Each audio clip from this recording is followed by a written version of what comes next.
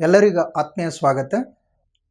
ಈ ವಿಡಿಯೋದಲ್ಲಿ ನಾವು 10ನೇ ತರಗತಿ ಗಣಿತದಲ್ಲಿರುವಂಥ ಎರಡು ಚರಾಕ್ಷರಗಳಿರುವ ರೇಖಾತ್ಮಕ ಸಮೀಕರಣಗಳ ಜೋಡಿಗಳು ಅಭ್ಯಾಸದಲ್ಲಿರುವಂಥ 4ನೇ ಲೆಕ್ಕವನ್ನು ಬಿಡಿಸೋಣ. 4ನೇ ಲೆಕ್ಕ ಈ ರೀತಿಯಲ್ಲಿ ಇದೆ. ಮುಂದೆ ನೀಡಿದವುಗಳಲ್ಲಿ ಯಾವ ರೇಖಾತ್ಮಕ ಸಮೀಕರಣಗಳ ಜೋಡಿಗಳು ಸ್ಥಿರವಾಗಿವೆ ಅಥವಾ ಅಸ್ಥಿರವಾಗಿವೆ?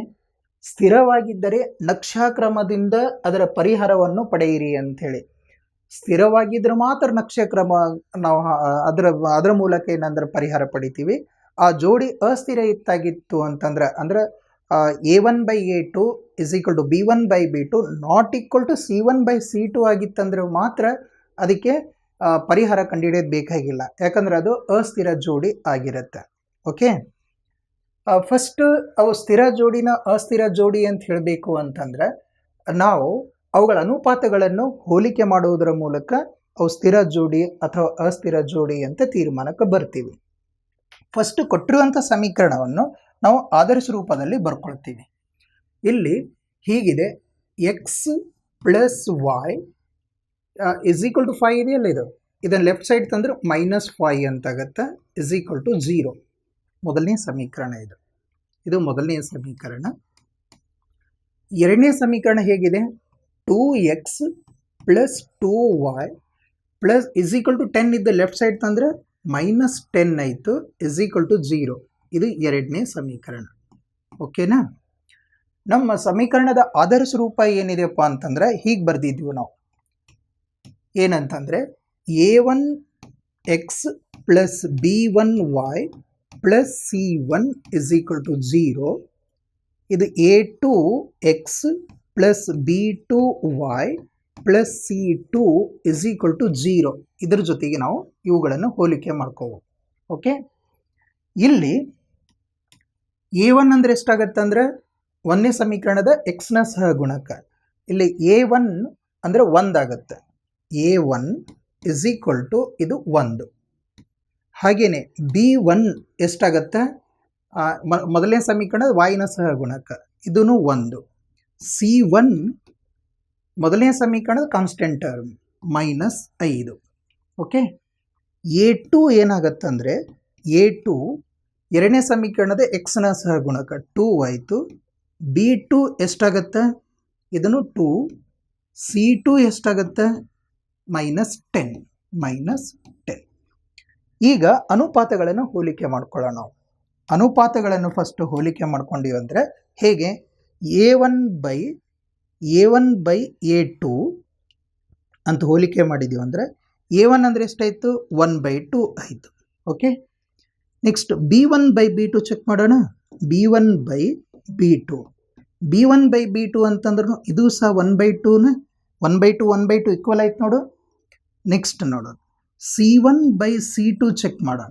c1/c2, c1 ಅಂದರೆ -5, c2 ಅಂದರೆ -10 ಆಗಿದೆ. ಮೈನಸ್ ಪ್ಲಸ್ ಆಯಿತು. 5 1 5, 5 2 10, ಇದೂ ಸಹ 1/2 ಆಯಿತು. ಇಲ್ಲಿ a1/a2 1/2 ಅದ, b1/b2 ಸಹ 1/2 ಅದ, c1/c2 ಸಹ 1/2 ಇದೆ. ಅಂದ್ರೆ ಏನಾಯ್ತು? ಇಲ್ಲಿ a1/a2 = b1/b2 = c1/c2 ಆಗಿದೆ. ಹಾಗಾಗಿ ಅದು ಎಂಥ ಜೋಡಿ? ಅದು ಸ್ಥಿರ ಜೋಡಿ ಅಂತ, ಅವಲಂಬಿತ ಸ್ಥಿರ ಜೋಡಿ ಅಂತ ಹೇಳ್ತೀವಿ. ಅದು ಸ್ಥಿರ ಜೋಡಿ ಆಗಿರುತ್ತಂತ. ಸ್ಥಿರ ಜೋಡಿ ಆಗಿತ್ತಂದ್ರೆ ನಾವೇನು ಮಾಡಬೇಕು ನೋಡಿ. ಸ್ಥಿರವಾಗಿದ್ದರೆ ನಕ್ಷಾಕ್ರಮದಿಂದ ಪರಿಹಾರವನ್ನು ಪಡಿಬೇಕು. ಸ್ಥಿರ ಜೋಡಿ ಆಗಿತ್ತಂದ್ರೆ ಏನು ಮಾಡಬೇಕು? ನಕ್ಷಾಕ್ರಮದಿಂದ ಅದರ ಪರಿಹಾರವನ್ನು ಪಡಿಬೇಕು ನಾವೀಗ. ಅಂದರೆ ಈಗ ನಕ್ಷಾಕ್ರಮ ಹಾಕಬೇಕು ಅಂತಂದ್ರೆ ಒಂದು ಚರಾಕ್ಷರವನ್ನು ಒಂದು ಸೈಡ್ ಬರ್ಕೊಂಡು ಉಳಿದ ಅಂಶಗಳನ್ನು ರೈಟ್ ಸೈಡ್ ಬರ್ಕೊಳ್ತೀವಿ. ಓಕೆ, ಅವುಗಳ ಬಿಂದುಗಳನ್ನು ಕಂಡುಹಿಡಿಬೇಕು ಫಸ್ಟ್. ಈಗ ಮೊದಲನೇ ಸಮೀಕರಣ ತಗೊಳ್ತೀನಿ ನಾನಿಲ್ಲಿ. ಮೊದಲನೇ ಸಮೀಕರಣ x + y -5 = 0 ಇದೆಯಲ್ಲ, ಇದರ ಸಮೀಕರಣ ಬರೀಲಿಕ್ಕೆ ನಾವೇನಂತಂದ್ರೆ ಇದರ ನಕ್ಷೆ ರಚನೆ ಮಾಡಬೇಕು. ಈ ಸಮೀಕರಣದ ನಕ್ಷೆ ರಚನೆ ಮಾಡಬೇಕಾದ್ರೆ ಬಿಂದು ಗುರುತು ಮಾಡ್ಕೊಳ್ಬೇಕಲ್ಲ. ಹಾಗಾಗಿ ನಾನು ಹೀಗೆ ಬರ್ಕೊಳ್ತೀನಿ. ಇದಕ್ಕೆ y = ಇದನ್ನು ಲೆಫ್ಟ್ ಸೈಡ್ ತೊಗೊಂಡು ರೈಟ್ ಸೈಡ್ ತೊಗೊಂಡು ಬಂದ್ಬಿಡೋಣ. ಲೆಫ್ಟ್ ಸೈಡ್ ಇದ್ದು -5 ಈ ಕಡೆ ತಂದ್ರೆ +5, +x ರೈಟ್ ಸೈಡ್ ತಂದ್ರೆ -x. ಓಕೆ, ಈಗ ಇದರಲ್ಲಿ ಯಾವುದಾದ್ರೂ ಬೆಲೆ ಹಾಕಿ. ಫಸ್ಟ್ ನಾನು ಎಕ್ಸ್ ಇಸ್ ಈಕ್ವಲ್ ಟು 0 ಆದೇಶ ಮಾಡ್ತೀನಿ. ಎಕ್ಸ್ ಇಸ್ ಈಕ್ವಲ್ ಟು 0 ಆದಾಗ ಆಗೇನಾಗತ್ತೆ, y is equal to 5 minus x ಅಂದ್ರೆ 0 ಅಂತ ತೊಗೊಂಡಿನಿ. ಅಂದ್ರೆ ಎಷ್ಟಾಯ್ತು ಇದು? 5 ಮೈನಸ್ 0 ಅಂದ್ರೆ 5ನೇ ಆಯಿತು. ಅಂದರೆ ಇಲ್ಲಿ 0 ತೊಗೊಂಡಾಗ ಎಕ್ಸ್ 0 ತೊಗೊಂಡಾಗ y ಏನಾಯಿತು? 5 ಆಯಿತು. ಅಂದರೆ ಈಗ 0, 5 ಇದು ಒಂದು ಬಿಂದು ಸಿಕ್ತು ನನಗೆ. ಕ್ಲಿಯರ್? ನೆಕ್ಸ್ಟ್ ಇನ್ನೊಂದು ಬಿಂದು ಕಂಡುಹಿಡ್ಕೊಳ್ತೀನಿ. ಇಲ್ಲಿ ಎಕ್ಸ್ ಇಸ್ ಈಕ್ವಲ್ ಟು 5 ತೊಗೊಂಡ್ಬಿಡ್ತೀನಿ. ಎಕ್ಸ್ ಇಸ್ ಈಕ್ವಲ್ ಟು 5 ಆದಾಗ ಯಾವ ಬೆಲೆನೂ ತಗೊಳ್ಬಹುದು. ಇದೇ ಸಮೀಕರಣದಲ್ಲಿ y is equal to 5 minus x ಅಂದರೆ ಎಷ್ಟು ತೊಗೊಂಡಿನಿ? 5. 5 ಮೈನಸ್ 5 ಅಂದರೆ ಎಷ್ಟಾಯಿತು? 0. ಅಂದರೆ ಇಲ್ಲಿ ಈ ಬಿಂದು ನಿರ್ದೇಶಾಂಕ ನೋಡು, ಎಕ್ಸ್ ಅಂದ್ರೆ 5, y ಅಂತಂದ್ರೆ 0 ಅಂತ ತಗೊಂಡಿನಿ. 5, 0 ಎರಡು ಬಿಂದು ಸಾಕಾಗತ್ತಲ್ಲ ಒಂದು ಸರಳ ರೇಖೆ ಎಳಿಲಿಕ್ಕೆ. ಇಷ್ಟು 2 ಸಾಕು. ಇದರದ್ದು ಟೇಬಲ್ ಏನಾಗತ್ತಂದ್ರೆ ಇಲ್ಲಿ ಎಷ್ಟಾಯಿತು? 0, 5. ಇದು 0 ಇದ್ದರೆ ಎಕ್ಸ್ 0 ಇದ್ದರೆ y 5. ನೆಕ್ಸ್ಟ್ 5, 0 ಗ್ರಾಫ್ ರಚನೆ ಮಾಡಲಿಕ್ಕೆ ಈ ಬಿಂದುಗಳು ಸಾಕಾಗತ್ತೆ. ಹೀಗೆ ಮೊದಲನೇ ಸಮೀಕರಣದ. ನೆಕ್ಸ್ಟ್ ಎರಡನೇ ಸಮೀಕರಣದ ನೋಡಿ. ಎರಡನೇ ಸಮೀಕರಣ ಏನಿದೆ? 2x plus 2y minus 10 is equal to 0. 2x minus ಇಲ್ಲ plus 2y, 2x plus 2y minus 10 is equal to 0. ಇಲ್ಲೇನು ಮಾಡ್ಕೊಳ್ಳೋ ನಾವು? ಫಸ್ಟ್ ನೋಡಿ, ಇವೆಲ್ಲವೂ ಸಹ 2ರಿಂದ ಭಾಗ ಹೋಗ್ತಾವೆ. 2ರಿಂದ ಭಾಗಿಸಿ ಬಿಡ್ತೀನಿ. 2ರಿಂದ ಭಾಗಿಸಿದಾಗ ಅಂತ 2ರಿಂದ ಭಾಗಾಕಾರ ಮಾಡಿದ್ರೆ ಏನಾಯಿತು? ಎಕ್ಸ್ ಪ್ಲಸ್ ವೈ ಮೈನಸ್ ಇದು 5 ಇಸ್ ಈಕ್ವಲ್ ಟು 0. ಇದೇ ಸೇಮ್ ಬಂತು ಮೊದಲನೇ ಸಮೀಕರಣನೇ. ಅದೇ ಬೆಲೆ ಆದೇಶಿಸಿ ಟೇಬಲ್ ಹಾಕ್ಕೊಂಡು ಬಿಡಬಹುದು. ಇಲ್ಲಿ ಹೆಂಗೆ ಮಾಡ್ತೀನಿ? ಇಲ್ಲಿ y is equal to minus 5 right side ತಂದರೆ ಪ್ಲಸ್ 5, ಇದು ಮೈನಸ್ ಎಕ್ಸ್. ಸೇಮ್ ಇದೇ ಬೆಲೆಯನ್ನು ಆದೇಶ ಮಾಡಿಬಿಡಿ. ಸೇಮ್ ಇದೆ ನೋಡಿ, y is equal to 5 minus x, ಇದನ್ನು y is equal to 5 minus x. Same ಇದೇ ಟೇಬಲ್ ತೊಗೊಂಡ್ಬಿಡೋಣ ನಾವು. ಒಂದು ಸಮೀಕರಣದ ಒಂದು ರೇಖೆ, ಎರಡನೇ ಸಮೀಕರಣ ರೇಖೆಯು ಸಹ ಅವು ಐಕ್ಯವಾಗುವಂಥ ರೇಖೆಗಳಾಗಿರ್ತವೆ. ಇದನ್ನು ನಾವು ಗ್ರಾಫ್ನಲ್ಲಿ ಗುರುತಿಸೋಣ ಅಂತ. ಇದನ್ನು ಗ್ರಾಫ್ನಲ್ಲಿ ರಚನೆ ಮಾಡಬೇಕು ಅಂದರೆ ಈ ಗ್ರಾಫ್ ಹಾಳೆಯಲ್ಲಿ ಎಕ್ಸ್ ಅಕ್ಷೆ ಮತ್ತು y ಅಕ್ಷೆಯನ್ನು ಗುರುತು ಮಾಡ್ಕೊಳ್ಬೇಕು. ಗುರುತು ಮಾಡ್ಕೊಳ್ಳೋಣ. ಎಕ್ಸ್ ಡ್ಯಾಶ್ ಇದು ಮೂಲ ಬಿಂದು 0, ಲೆಫ್ಟ್ ಸೈಡ್ ಇದ್ವೆಲ್ಲ ಮೈನಸ್ನಲ್ಲಿರ್ತಾವೆ, ರೈಟ್ ಸೈಡ್ ಇದ್ವೆಲ್ಲ ಬಿಂದುಗಳು ಪ್ಲಸ್ನಲ್ಲಿರ್ತಾವೆ ಅಂತ ಗೊತ್ತು. ಅದಕ್ಕಾಗಿ ಇದು ಎಕ್ಸ್ ಅಂತ ಬರಿತೀನಿ. ಇದು y ಅಕ್ಷೆ, ಇದು y ಡ್ಯಾಶ್ ಅಂತ ಬರ್ಕೊಳ್ಳೋಣ. ನಮ್ಮ ಹೈಯೆಸ್ಟ್ ಬಿಂದು ಎಕ್ಸ್ ಅಕ್ಷದಲ್ಲಿ ಎಷ್ಟು ತೊಗೊಂಡಿವಿ ನಾವು? 5ರ ತನಕ ತೊಗೊಂಡಿವಿ. ವಾಯ್ನಲ್ಲಿಯೂ ಸಹ 5ರ ತನಕ ಇದೆ. ಈಸಿಯಾಗಿ ನಾವು ಗುರುತು ಮಾಡ್ಕೋಬೋದು. ಎಷ್ಟು? ಇದು 1 ತೊಗೊಳ್ಳೋಣ, ಇದು 2, 3, 4, 5, 6, 7 ಇಷ್ಟು ಸಾಕು. ನೆಕ್ಸ್ಟ್ y ಅಕ್ಷದ ಮೇಲೆ ಹೈಯೆಸ್ಟ್ ಎಷ್ಟದ? 5 ಇದೆ. ಅದಕ್ಕಾಗಿ ನಾವು ಒಂದು 5 ಬಿಂದು ಗುರುತು ಮಾಡೋಣ. 1, 2, 3, 4, 5, 6, 7, 8 ಇಷ್ಟು ಇರಲಿ. ಈಗ ಬಿಂದುಗಳನ್ನು ಹೇಗೆ ಗುರುತು ಮಾಡ್ತೀವಿ ನೋಡಿ. ಮೊದಲನೇ ಸಮೀಕರಣ ಬಿಂದು ಅಂದರೆ 0, ಎಕ್ಸ್ ಅಕ್ಷದ ಮೇಲೆ 0, y ಅಂತಂದ್ರೆ 5 ಇದೆ ಅಂದರೆ ಇಲ್ಲಿ ಇಷ್ಟು. ಈ ಬಿಂದುವನ್ನು ಗುರುತು ಮಾಡಿದ್ದೀವಿ. ನಂತರ ಎಕ್ಸ್ ಅಕ್ಷದ ಮೇಲೆ 5, y ಅಕ್ಷದ ಮೇಲೆ 0 ಅಂದರೆ ಇಲ್ಲೇ ಪಾಯಿಂಟ್ ಅದು. ಓಕೆ, ಇವು ಎರಡೂ ಬಿಂದುಗಳನ್ನು ಸೇರಿಸಿ ಬಿಡೋಣ. ಒಂದು ಸರಳ ರೇಖೆನೇ ಬರುತ್ತೆ ನೋಡೋದು. ಓಕೆ, ಇದು ಎದರ ಸಮೀಕರಣದ್ದು? X plus y minus 5 is equal to 0. ಇನ್ನೊಂದನ್ನು ಸಹ ಇಲ್ಲೇ ಗುರುತು ಮಾಡೋಣ. 0 ಮೇಲ್ಗಡೆಗೆ 5 ಇಲ್ಲಿ ಪಾಯಿಂಟ್ ಆಯಿತು, 5 ಮೇಲ್ಗಡೆಗೆ 0 ಇಲ್ಲಿ ಪಾಯಿಂಟ್ ಆಯ್ತು. ಇದನ್ನು ಸೇರಿಸಿದ್ರೆ ಇದ್ರ ಮೇಲೆ ಓವರ್ಲ್ಯಾಪ್ ಆಗುತ್ತೆ. ಯಾವುದ್ರದ್ದು ಇದು?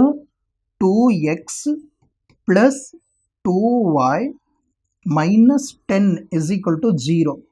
ಇದಕ್ಕೆ ಎಷ್ಟು ಪರಿಹಾರ ಇರ್ತಾವ ಅಂತಂದರೆ ಬಹಳಷ್ಟು ಅನೇಕ ಪರಿಹಾರ ಇರ್ತಾವ. ಅಪರಿಮಿತ ಪರಿಹಾರ ಇರುತ್ತೆ ಅಂತ ಬರಿತೀವಿ. ಇದಕ್ಕೆ ಅವಲಂಬಿತ ಸ್ಥಿರ ಜೋಡಿ ಅಂತ ಹೇಳ್ತೀವಿ. ಸೇಮ್ ಗ್ರಾಫ್ ಇರುತ್ತೆ ಅದಕ್ಕೆ. ಓಕೆ, ಈ 4ನೇದರಲ್ಲಿ ನಾವು 2ನೇ ಲೆಕ್ಕ ಬಿಡಿಸೋಣ.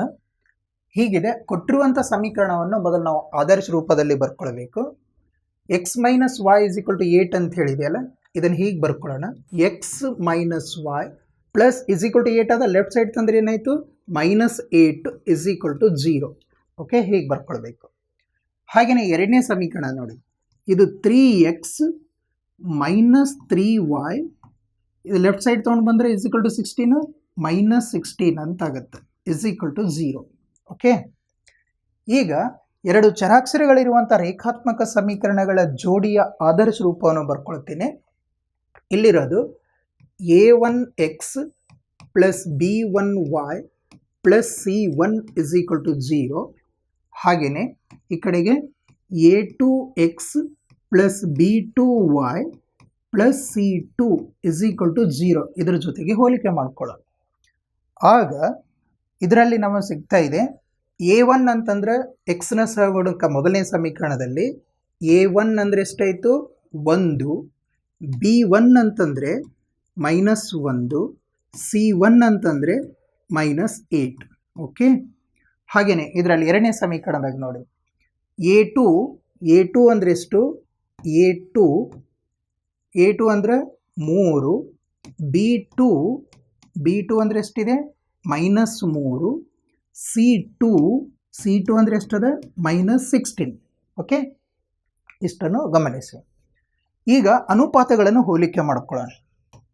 ಫಸ್ಟ್ ಏನು ಮಾಡೋಣ, ನಾವು a1/a2 ಕಂಡುಹಿಡಿಯೋಣ. a1/a2 a1 1 a2 ಅಂತಂದ್ರೆ 3 ಇದೆ, 1 3. ನೆಕ್ಸ್ಟ್ b1/b2 ನೋಡೋಣ.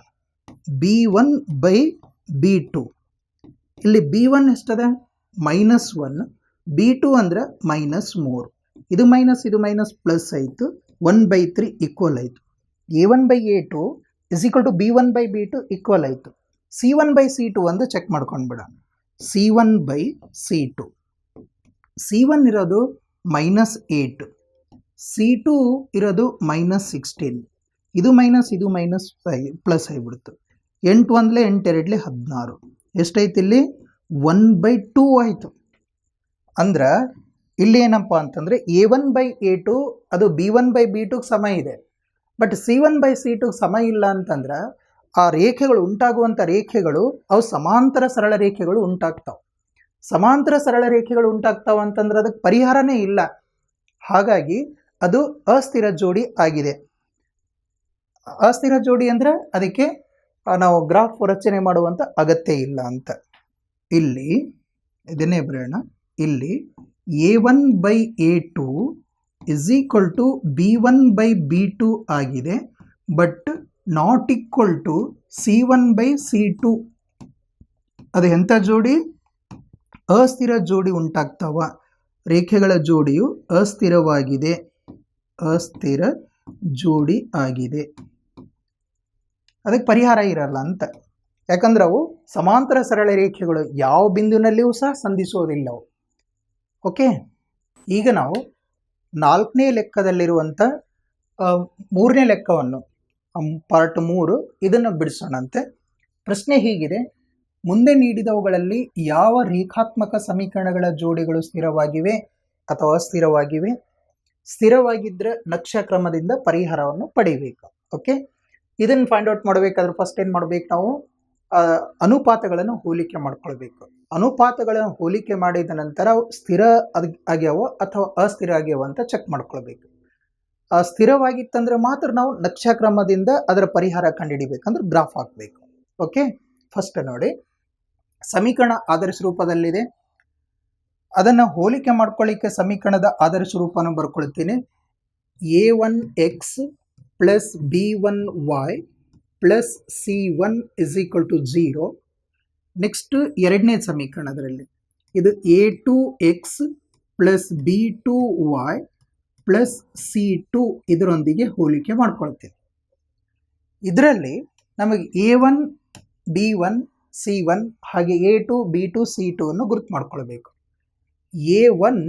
a1 ಅಂತಂದ್ರೆ ಇದರಲ್ಲಿ 2 ಆಗಿರುತ್ತೆ. b1 ಅಂತಂದ್ರೆ ಇದರಲ್ಲಿ y ನ ಸಹಗುಣಕ +1 ಆಗಿದೆ.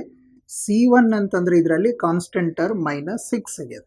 ಓಕೆ, a2 ಅಂದ್ರೆ ಎರಡನೇ ಸಮೀಕರಣದಾಗ x ನ ಸಹಗುಣಕ a2 ಅಂತಂದ್ರೆ 4 ಆಗಿದೆ.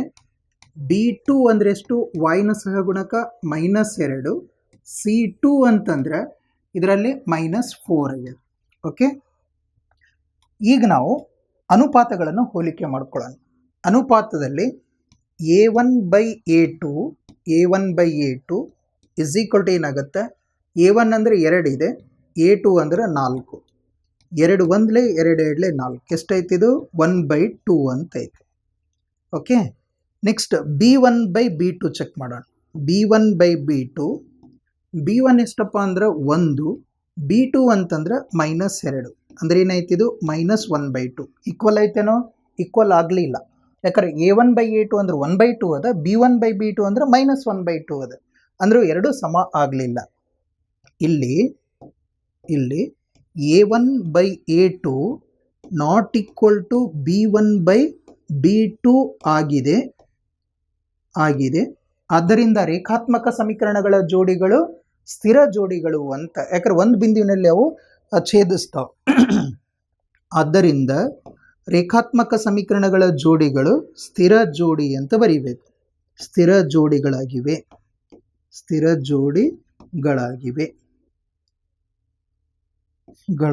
ಅಂತ ಬರೆಯೋಣ ಇಲ್ಲಿ. ಓಕೆ,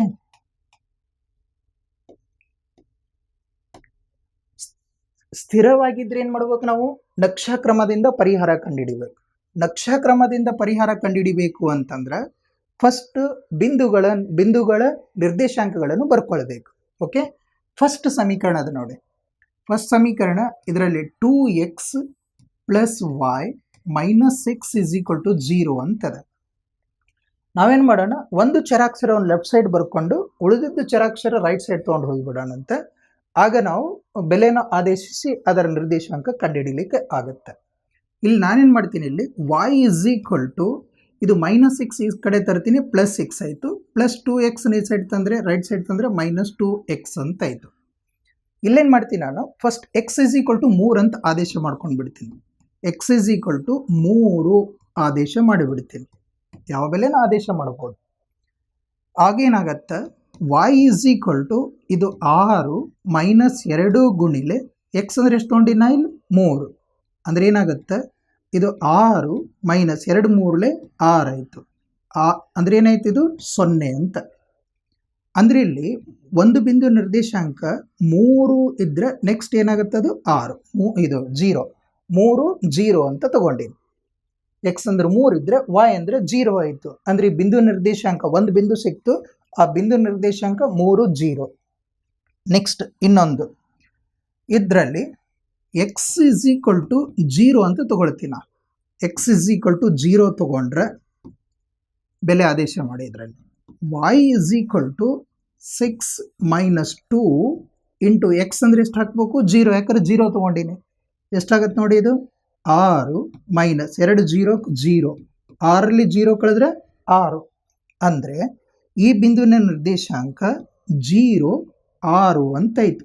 0 6 ಈ ಬಿಂದು ನಿರ್ದೇಶಾಂಕ. ನಮಗೆ ಎರಡು ಬಿಂದು ಸಿಕ್ಕು, ಇದ್ರದ್ದು ಒಂದು ಕೋಷ್ಟಕ ಹಾಕೊಂಡು ಬಿಡ್ತೀನಿ.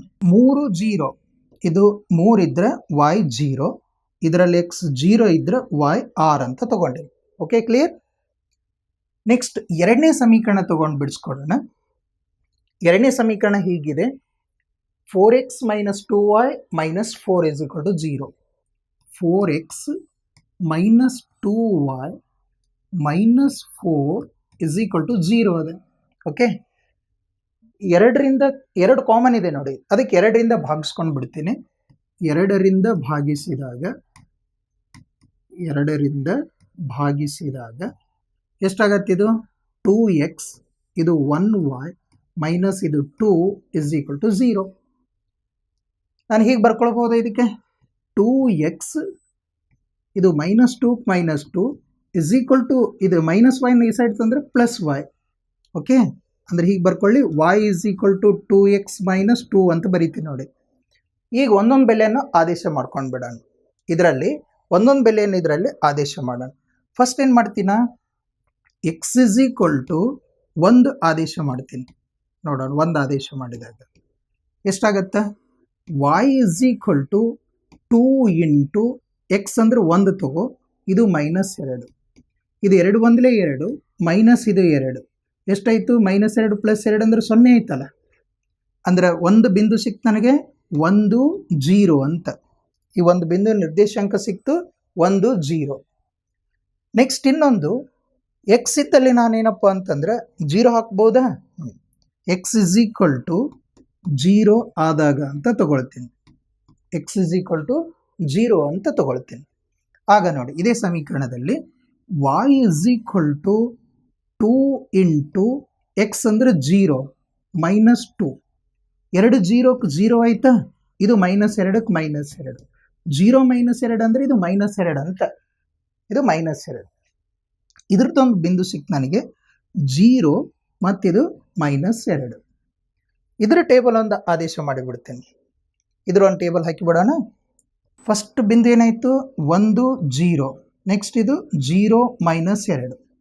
ಓಕೆ, ಕ್ಲಿಯರ್ ಗೊತ್ತಾಯಿತು. ನೆಕ್ಸ್ಟ್ ಏನು ಮಾಡೋಣ, ನಾವು ಇದನ್ನು ಗ್ರಾಫ್ನಲ್ಲಿ ಈ ಬಿಂದುಗಳನ್ನು ಗುರುತಿಸೋಣ. ಗ್ರಾಫ್ ಹಾಳೆಯಲ್ಲಿ ಎಕ್ಸ್ ಅಕ್ಷ ಮತ್ತು y ಅಕ್ಷವನ್ನು ಗುರುತಿಸ್ಕೊಳ್ಳೋಣ. ಓಕೆ, ಇದನ್ನೇನಂತಂದ್ರೆ ಎಕ್ಸ್ ಅಕ್ಷ ಅಂತ ಹೇಳ್ತೀವಲ್ಲ, ಇದು ಎಕ್ಸ್ ಡ್ಯಾಶ್ ಅಂತ ಬರ್ಕೊಳ್ಳೋಣ. ಇದು ಎಕ್ಸ್ ಅಂತ ಆಯಿತು. ನೆಕ್ಸ್ಟ್ ಇದು y ಡ್ಯಾಶ್, ಇದು y, ನೆಕ್ಸ್ಟ್ ಇದು y ಡ್ಯಾಶ್, ಇದು ಮೂಲ ಬಿಂದು ಅಂತ ತಗೊಳ್ತೀವಿ. ಈಗ ಎಕ್ಸ್ ಅಕ್ಷದ ಮೇಲೆ ನಾವು ಬಿಂದುಗಳು ಎಷ್ಟಾಗತ್ತಾ, ಹೈಯೆಸ್ಟ್ ಅಂದರೆ 3 ಇದೆ ನೋಡಿ, ಹೈಯೆಸ್ಟ್ ಅಂದರೆ 3 ತಗೊಂಡಿನಿ. y ಅಕ್ಷದ ಮೇಲೆ +r ಇದೆ, -2 ಅದು, ಆ ಬಿಂದುಗಳನ್ನು ಗುರುತಿಸ್ಕೊಳ್ಬೇಕು. ಇದರಲ್ಲಿ ಫಸ್ಟು 3 ಇದೆ, ಜಾಸ್ತಿ ಗುರುತು ಮಾಡ್ಕೊಳ್ಳೋಣ. ಇದು 1ನೇದು, 2ನೇದು, 3, 4, 5 ಹೀಗೆ ಬಿಂದುಗಳನ್ನು ಗುರುತು ಮಾಡೋದು. ಲೆಫ್ಟ್ ಸೈಡ್ ಇದ್ವೆಲ್ಲ ಮೈನಸ್ ಇರ್ತಾವ. ಹಾಗೆಯೇ y ಅಕ್ಷದ ಮೇಲ್ಗಡೆಗೆ ಇದಕ್ಕೆ ಎಷ್ಟು 6 ತನ ಇದೆ, ನಾವು 1 2 3 4 5 6 7 8 ಇಷ್ಟು ಗುರುತು ಮಾಡ್ಕೊಳ್ಳೋಣ. ಮೈನಸ್ನಲ್ಲಿಯೂ ಸಹ ಬಂದಿದೆ ಪಾಯಿಂಟ್, ಅದಕ್ಕೆ -1 -2 -3 ಇಷ್ಟು ಗುರುತು ಮಾಡ್ಕೊಳ್ಬೇಕು. ನಂತರ ಬಿಂದುಗಳನ್ನು ಗುರುತಿಸ್ತೀನಿ ನೋಡಿ. ಮೊದಲನೇ ಸಮೀಕರಣದಾಗ 3 0, ಎಕ್ಸ್ ಅಂತಂದ್ರೆ 3, ಇದ್ರ ಮೇಲೆ y ಅಂತಂದ್ರೆ 0 ಇದೆ, ಈ ಬಿಂದುನ ಇಲ್ಲೇ ಗುರುತು ಮಾಡ್ಕೊಳ್ತೀನಿ. ಎಷ್ಟೈತಿ ಇದು 3 0 3 0. ನೆಕ್ಸ್ಟ್ 0 6 ಅಂತದೆ, ಎಕ್ಸ್ 0, ಇದ್ರ y ಅಂತಂದ್ರೆ 6, ಇಲ್ಲಿ 0 6 ಅಂತ ಹೇಳಿ ಇದೆ. ಓಕೆ, ಇವು ಎರಡೂ ಬಿಂದುಗಳನ್ನು ಸೇರಿಸ್ಕೊಳ್ಳೋಣ. ಇವೆರಡೂ ಬಿಂದುಗಳನ್ನು ಸೇರಿಸ್ಕೊಂಡ್ಬಿಡ. ಇದು ಸಮೀಕರಣ ಎದರ ಸಮೀಕರಣದ, ಇದು ಯಾವ ಸಮೀಕರಣದ್ದು, 2x + y - x = 0 ಸಮೀಕರಣದ ರೇಖೆ ಇದು. ಓಕೆ, ನೆಕ್ಸ್ಟ್ ಎರಡನೇ ಸಮೀಕರಣದ ಬಿಂದುಗಳನ್ನು ಗುರುತು ಮಾಡ್ತೇನೆ. ಇದರಲ್ಲಿ ಎಕ್ಸ್ ಅಕ್ಷ 1 ಅದ, ಇದರ ಮೇಲೆ 0 ಅಂತ, ಇದರ ಮೇಲೆ 0, ಇದು 1 0. ಓಕೆ, ನೆಕ್ಸ್ಟ್ ಎಕ್ಸ್ ಅಕ್ಷ ಅಂದ್ರೆ 0 ಇದೆ, 0, y ಅಕ್ಷದ ಮೇಲೆ -2, ಇಲ್ಲಿ 0 -2. ಓಕೆ, ಈ ಬಿಂದುಗಳನ್ನು ಸೇರಿಸಿ ಬಿಡೋಣ. ಇದು 4x -2y -4 = 0 ಸಮೀಕರಣ. ನೋಡಿ, ಎರಡೂ ರೇಖೆಗಳು ಒಂದು ಬಿಂದುವಿನಲ್ಲಿ ಛೇದಿಸಿದೆ. ಇಲ್ಲಿ ಬಿಂದುವಿನಲ್ಲಿ ಛೇದಿಸಿದ ನೋಡಿ, ಈ ಬಿಂದುವಿನಲ್ಲಿ ಯಾವ್ದದು, ಫಸ್ಟ್ ಎಕ್ಸ್ ತಗೊಳ್ಬೇಕು. ಯಾವ ಬಿಂದುವಿನಲ್ಲಿ ಅದು, ಫಸ್ಟ್ ಎಕ್ಸ್ ಅಂದ್ರೆ 2, ನೆಕ್ಸ್ಟ್ y ಅಂದ್ರೆ 2. ಯಾವುದು 2 2 ಅಂದ್ರೆ ಎಕ್ಸ್ ಅಂದ್ರೆ 2 ಆಯಿತು, y ಅಂತಂದ್ರೆ 2ನೇ ಆಯಿತು. ಅಂದ್ರೆ ಇದರ ಪರಿಹಾರ ಏನಾಯ್ತು ಇಲ್ಲಿ ಅಂತಂದ್ರೆ, ಇದರ ಪರಿಹಾರ ಎಕ್ಸ್ ಇಸ್ ಈಕ್ವಲ್ ಟು 2. ಯಾವ ಬಿಂದುವಿನಲ್ಲಿ ಛೇದಿಸಿದೆ, ಇದು 2 ನಿರ್ದೇಶಾಂಕ ಹೊಂದಿರುವಂಥ ಬಿಂದುವಿನಲ್ಲಿ ಛೇದಿಸಿದೆ. ಅಂದ್ರೆ ಇದರ ಪರಿಹಾರ ಎಕ್ಸ್ ಇಸ್ ಈಕ್ವಲ್ ಟು 2 ಆಯಿತು, y ಇಸ್ ಈಕ್ವಲ್ ಟು ಸಹ 2 ಆಯಿತು. ಇದರಲ್ಲೇ ಸೇರಿದೆ ನೋಡಿ, ಇದನ್ನು ಹೌದಲ್ಲ. ಓಕೆ, ಎರಡು ರೇಖೆಗಳು ಯಾವ ಬಿಂದುವಿನಲ್ಲಿ ಛೇದಿಸಿರುತ್ತೆ ಅದೇ ಅದರ ಪರಿಹಾರ ಆಗಿರುತ್ತೆ. ನೆಕ್ಸ್ಟ್ ಇದರಲ್ಲಿರುವಂಥ ಮತ್ತೊಂದು ಸಮಸ್ಯೆ, ಮತ್ತೊಂದು ಲೆಕ್ಕ ಇದೆ. 2x - 2y - 2 = 0. ಇನ್ನೊಂದು 4x - 4y - 5 = 0. ಈ ರೇಖಾತ್ಮಕ ಸಮೀಕರಣಗಳ ಜೋಡಿಗಳು ಸ್ಥಿರವಾಗಿವೆನ ಅಥವಾ ಅಸ್ಥಿರವಾಗಿವೆ ಅಂತ ಮೊದಲು ಚೆಕ್ ಮಾಡೋಣ. ಸ್ಥಿರವಾಗಿದ್ದರೆ ಗ್ರಾಫ್ನಲ್ಲಿ ಆ ಬಿಂದುಗಳನ್ನು ಗುರುತಿಸ್ಕೊಳ್ಳೋಣ, ಅಂದರೆ ಪರಿಹಾರ ಕಂಡುಹಿಡ್ಕೊಳ್ಳೋಣ ಬಿಂದು ಗುರುತಿಸಿ. ಅಸ್ಥಿರವಾಗಿತ್ತಂದ್ರೆ ಗ್ರಾಫ್ನ ಅವಶ್ಯಕತೆ ಇಲ್ಲ. a1x + b1y + c1 = 0. ಹಾಗೆಯೇ a2x + b2y + c2 = 0 ಅಂತ ತಗೊಳ್ತೀನಿ. ಇದನ್ನು ಹೋಲಿಕೆ ಮಾಡಿಕೊಳ್ಳೋದ್ರ ಮೂಲಕ a1 b1 ಆಮೇಲೆ a1 b1 c1 a2 b2 c2 ಅನ್ನು ಕಂಡುಹಿಡ್ಕೊಳ್ಳೋದು. ಇಲ್ಲಿ a1 ಅಂದರೆ ಎಷ್ಟಾಗುತ್ತೆ, a1 ಅಂತಂದರೆ 2, b1 ಅಂತಂದರೆ -2, c1 ಅಂತಂದರೆ -2 ಇದೆ. ಹಾಗೆಯೇ a2 ಅಂದರೆ ಎಷ್ಟಾಗಿದೆ, 4, b2 ಅಂದರೆ ಎಷ್ಟಾಗುತ್ತೆ, -4. C2 ಅಂದರೆ ಎಷ್ಟಾಯಿತು? -5. ಅನುಪಾತಗಳನ್ನು ಹೋಲಿಕೆ ಮಾಡೋಣ. ಅಂದರೆ A1/A2 ಅದು B1/B2 C1/C2 ಈಕ್ವಲ್ ಆಗ್ತವೆ ನೋಡೋಣ, ಅಥವಾ ಈಕ್ವಲ್ ಆಗಲ್ಲೇ ನೋಡೋಣ, ಚೆಕ್ ಮಾಡೋಣ. ಫಸ್ಟ್ ಅನುಪಾತಗಳನ್ನು ಹೋಲಿಕೆ ಮಾಡಿದ್ವಿ ಅಂದರೆ A1/A2, A1 ಅಂದರೆ 2, A2 ಅಂದರೆ 4, ಇದು 2 1 2 2 2 4 ಆಯಿತು, 1/2 ಅಂತಾಯಿತು. ಓಕೆ, A1/A2 ಎಷ್ಟಾಯಿತು? 1/2. B1/B2 ಚೆಕ್ ಮಾಡೋಣ. B1/B2 B1 ಎಷ್ಟಿದೆ? -2, B2 ಅಂದರೆ -4. ಇದು ಮೈನಸ್ ಪ್ಲಸ್ ಆಯ್ತಾ? 2 1 2 2 4. ಎಷ್ಟು ಉಳಿತಿದ್ದು? ಇದೂ 1/2ನೇ ಆಯಿತು. ಓಕೆ, ನೆಕ್ಸ್ಟ್ C1/C2 ನೋಡೋಣ. C1/C2 ಇದೇನಾಗುತ್ತೆ? C1 ಎಷ್ಟಿದೆ? -2, C2 ಅಂದರೆ -5, ಮೈನಸ್ ಪ್ಲಸ್ ಆಯಿತು. ಇದು 2/5 ಆಯಿತು. ಇವೆಲ್ಲನೂ 1/2 ಅದಾವ, ಇದು 2/5 ಇದೆ, ಈಕ್ವಲ್ ಆಗಲಿಲ್ಲಲ್ಲ. ಅಂದ್ರೆ ಇಲ್ಲೇನಾಯಿತು? ಇಲ್ಲಿ A1/A2 is equal to B1/B2 ಆಗಿದೆ, but not equal to C1/C2. ಹೌದಾ? ಹೀಗಾಗಿರುವುದರಿಂದ ಅಲ್ಲಿ ಆ ರೇಖೆಗಳು ಉಂಟಾಗುವಂಥ ರೇಖೆಗಳು ಏನಾಗಿರ್ತಾವು? ಸಮಾಂತರ ಸರಳ ರೇಖೆಗಳು ಉಂಟಾಗ್ತಾವೆ. ಎಂಥ ರೇಖೆಗಳು ಉಂಟಾಗ್ತಾವ? ಸಮಾಂತರ ಸರಳ ರೇಖೆಗಳು. ಅಂದರೆ ಅದಕ್ಕೆ ಪರಿಹಾರ ಇಲ್ಲ, ಅಂದರೆ ಅದು ಅಸ್ಥಿರ ಜೋಡಿಯಾಗಿದೆ ಅಂತ. ಅದು ಎಂಥ ಜೋಡಿ? ಅದು ಅಸ್ಥಿರ ಜೋಡಿ ಆಗಿದೆ. ಅಸ್ಥಿರ ಜೋಡಿ ಆಗಿದೆ. ಅಸ್ಥಿರ ಜೋಡಿ ಆಗಿತ್ತಪ್ಪ ಅಂದರೆ ಅದಕ್ಕೆ ಪರಿಹಾರ ಇರೋದಿಲ್ಲ, ಗ್ರಾಫ್ ರಚನೆ ಮಾಡುವಂಥ ಅಗತ್ಯ ಇಲ್ಲ. Okay, clear? ಹೀಗೆ ನಾವು ಇದರಲ್ಲಿ 4ನೇ ಸಮಸ್ಯೆಯಲ್ಲಿ ಬರುವಂಥ 4 ಅದರ ಉಪವಿಭಾಗಗಳ ಲೆಕ್ಕಗಳನ್ನು ಮಾಡಿದ್ದೀವಿ. ಅವು ಸ್ಥಿರ ಜೋಡಿನೋ ಅಸ್ಥಿರ ಜೋಡಿನೋ ಅಂತ ಚೆಕ್ ಮಾಡಿದ್ದೀವಿ. ಸ್ಥಿರ ಜೋಡಿ ಇತ್ತಂತಂದ್ರೆ ಗ್ರಾಫ್ನಲ್ಲಿ ನಕ್ಷಾಕ್ರಮದಿಂದ ಅದರ ಪರಿಹಾರ ಕಂಡುಹಿಡಿದೀವಿ. ಅಸ್ಥಿರ ಜೋಡಿ ಇತ್ತಂತಂದ್ರೆ ಇದು ಅಸ್ಥಿರ ಜೋಡಿಯಾಗಿದೆ ಅಂಥೇಳಿ ಬರೆದೀವಿ. ಓಕೆ.